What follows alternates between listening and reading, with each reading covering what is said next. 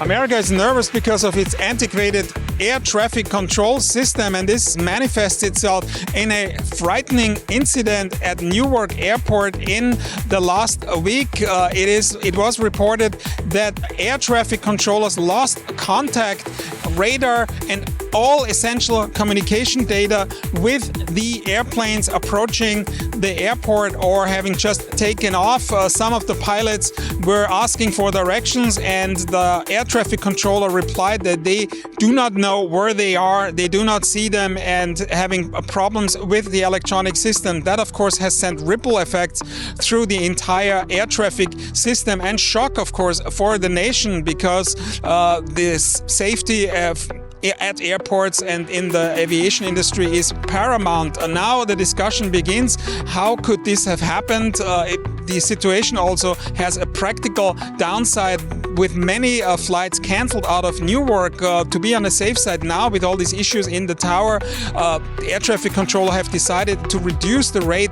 of starts and landing in Newark Airport, and that's rippling across the entire nation with delays and cancellations from coast to coast. Of course, it was also paired with bad weather here in New York, and all the other airports having problems weather-related. That, of course, has caused an enormous chaos. The discussion now is how to modernize these antiquated air traffic control systems. Some of them are 60 years old. Some of this equipment used, there are no spare parts really. It's a lot of analog equipment as well. There are buttons for communications, very little is digital. That all, of course, needs to be revamped. The biggest problem, though, is the lack of air traffic controllers, and the situation in Newark was aggravated when 4 of these controllers took a trauma leave, because obviously they were so traumatized by this incident and were missing on the job. That has increased the chaos at Newark Airport. Now, of course,